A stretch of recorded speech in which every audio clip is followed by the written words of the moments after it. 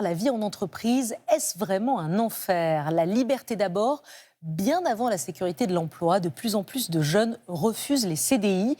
Ils préfèrent décider de leur temps de travail, être indépendants, gagner plus d'argent aussi. Mais cette décision n'est pas toujours comprise par leur famille et par leurs proches. Julien Bigard, Florence Crimon, Julien Delage.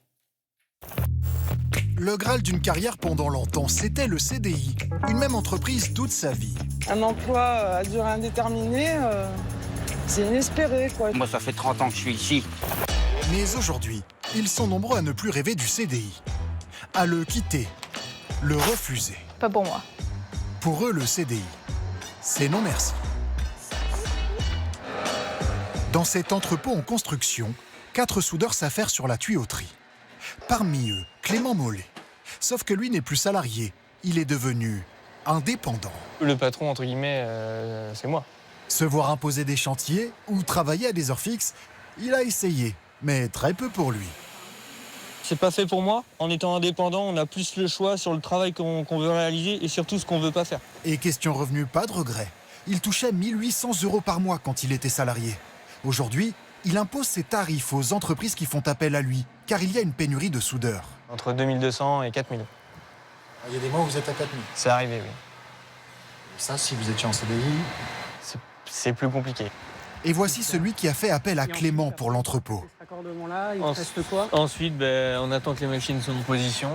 L'entreprise de Paul Godin a vu le rapport de force s'inverser, car elle cherche toujours désespérément des soudeurs en CDI pour ses chantiers. Ça vous intéresserait de l'avoir, vous, en tout cas, en tant qu'employé? Si demain, Clément décide d'arrêter son entreprise, oui, en général, comme Clément, je pense qu'on pourrait recruter 2 ou 3 personnes. Ah oui. Ce serait possible. C'est vraiment quand vous voulez, Clément. Non. Non. J'ai eu 3 ou 4 demandes que j'ai refusées parce que du coup, je me sens bien dans l'indépendance. Certains refusent les CDI, d'autres vont jusqu'à démissionner et le racontent même crânement sur les réseaux sociaux.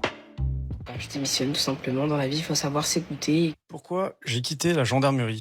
Jordan Lelon a publié cette vidéo après sa démission. On dit souvent que le CDI, c'est la sécurité. Moi, j'ai tout quitté. Nous l'avons retrouvée à Paris. Elle travaille dans la création de sites internet. Ça m'a libérée d'un poids aussi. À 33 ans, Bonjour. Je prends un café latte, s'il vous plaît. elle a déjà eu 3 CDI dans sa carrière. Le dernier, elle l'a quitté il y a 1 an.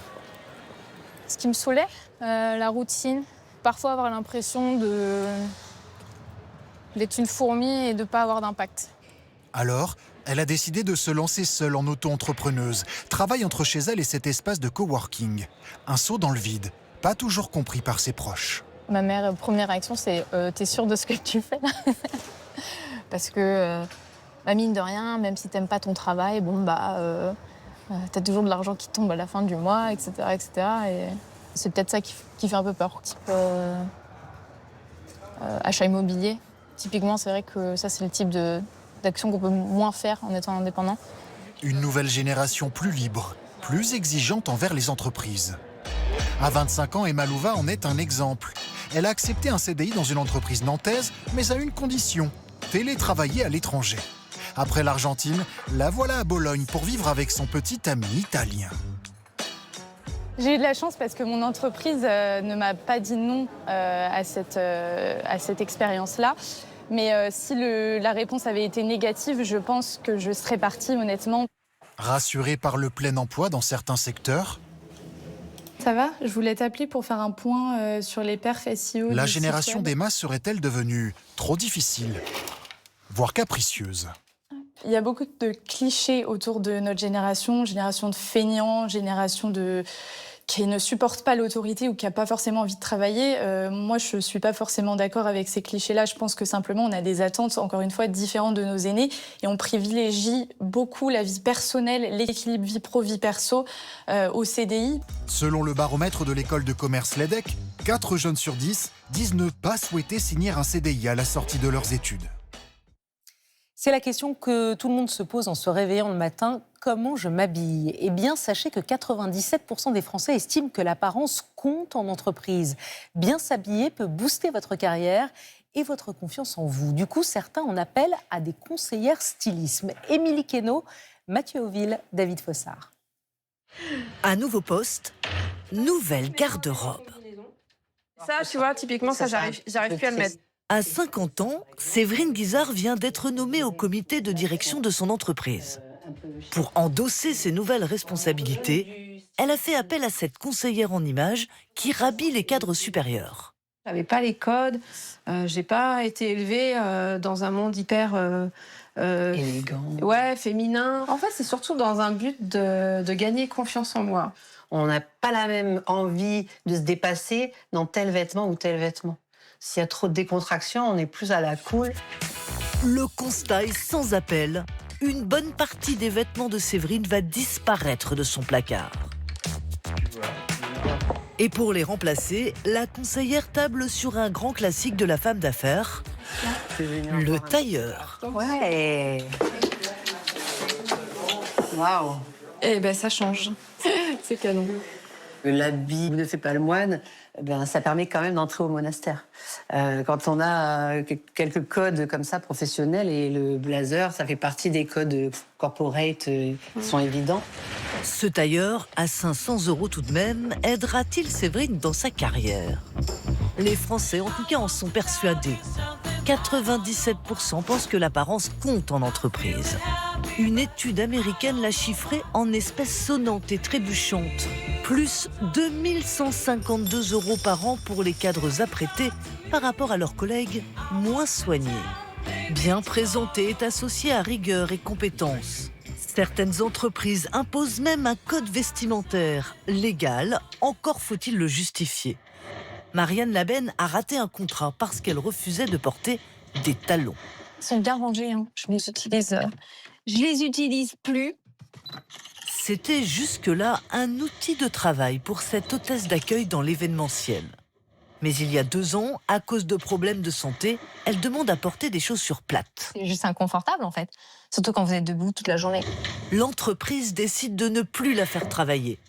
La jeune femme écrit au défenseur des droits qui lui donne raison. C'est une discrimination physique liée au sexe. C'est une tenue qu'on ne demande qu'aux femmes.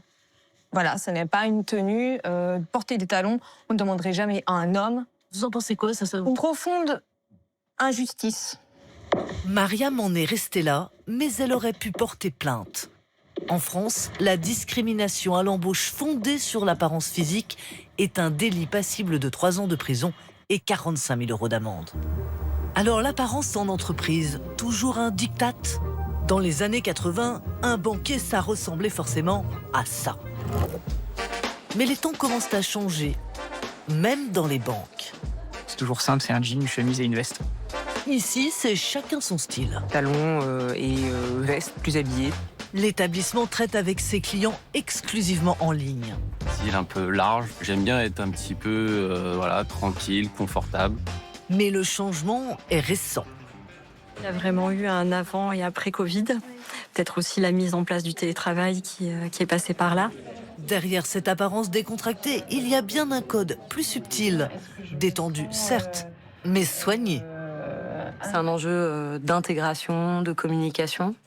Savoir s'adapter au code de l'entreprise, c'est montrer qu'on comprend l'entreprise dans laquelle on travaille, qu'on est OK avec la manière de faire.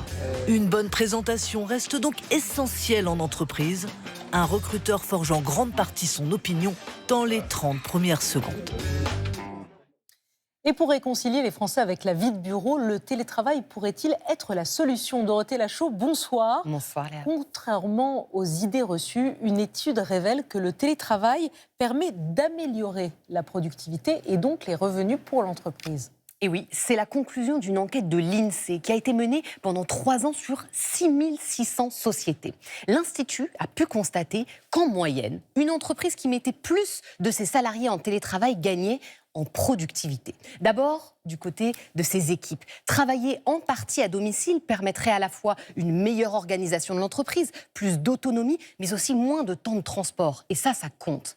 Ensuite, du côté de l'entreprise, le télétravail, c'est aussi de grosses économies sur les bureaux. Moins de salariés sur place, ça veut aussi dire des locaux plus petits et donc des loyers plus faibles, moins de frais de cantine et puis moins de services de sécurité. Et c'est vrai dans tous les secteurs ? Non, ça, il faut le nuancer. D'après l'étude, les gains sont plus importants dans les transports, dans l'industrie manufacturière ou encore dans les services administratifs, mais plus faibles dans le secteur de l'information-communication. Et par ailleurs, attention Léa, l'effet positif du télétravail fonctionne, oui, mais quand il est limité à un nombre de jours ou un nombre de salariés.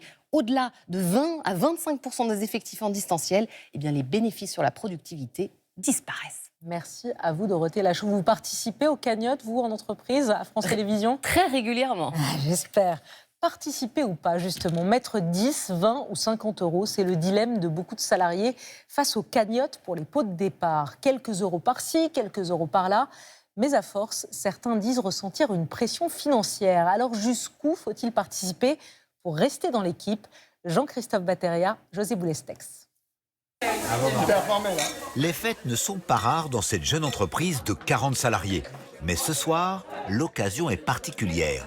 C'est le départ d'un des managers qui est célébré. Attention, c'est fragile. Même si les montants resteront secrets, tout le monde a généreusement participé au cadeau. Ouh là là 700 euros ont été rassemblés pour de la vaisselle de luxe. J'étais très gâté, très beau cadeau. Après, c'est pas vraiment ça. C'est pas le plus important, évidemment. Le secret a été bien gardé durant 3 semaines. Le temps pour chacun de faire un virement directement à l'organisateur de la cagnotte qui a dû relancer les équipes à plusieurs reprises. Ah oui, t'as carrément fait un Excel, quoi. Bah, comme ça, au moins, c'est fait. Vous avez envoyé combien de mails? Ouais, pas mal de messages quand même, un peu d'humour. Pas mal d'humour, c'est vrai que ça aide à donner envie aux gens de participer. Je dirais 5-6 messages. Au bureau, nous sommes chaque année plus sollicités et toutes les occasions sont bonnes. Ce sont les pots de départ qui arrivent en tête, suivis de très près par les anniversaires. Loin derrière, on trouve les mariages. Au total, 44% des Français déclarent avoir déjà participé à une cagnotte de bureau. Mais ces joyeuses tirelires virtuelles, qui passent de main en main, reviennent un peu trop souvent au goût de certains. C'est peut-être ce côté un petit peu pression sociale quand on reçoit le mail ou les rappels qui force à donner, alors que peut-être avant, certains se seraient discrètement endormis et n'auraient pas fait la participation, quoi. On n'a pas forcément envie de sortir pour un collègue l'argent, pour différentes raisons. Si on est un petit groupe aussi, on sait très bien aussi à chaque fois qui donne pas. Les gens regardent aussi la somme qu'on donne ou pas, donc c'est assez contraignant quand même, on va dire. Le coût de la personne qui part une première fois, qui revient, qui refait. J'en ai connu un, il a fait ça 3 fois quand même. Cotise Up, Pot commun, ou Litchi. Les plateformes en ligne se sont multipliées depuis 15 ans. Elles prennent jusqu'à 6% pour sécuriser vos fonds. D'après leurs statistiques, la cagnotte moyenne est de 400 € pour 20 participants. Ici, chez le numéro 1 français, on se frotte les mains. Les chiffres sont à la hausse. Le montant, on va dire, qui est collecté dans chacune des cagnottes progresse, notamment parce qu'il y a de plus en plus de participants qui contribuent et qui donnent pour le pot de départ. Si des équivalents de la cagnotte existent à l'étranger, cette pratique reste majoritairement française.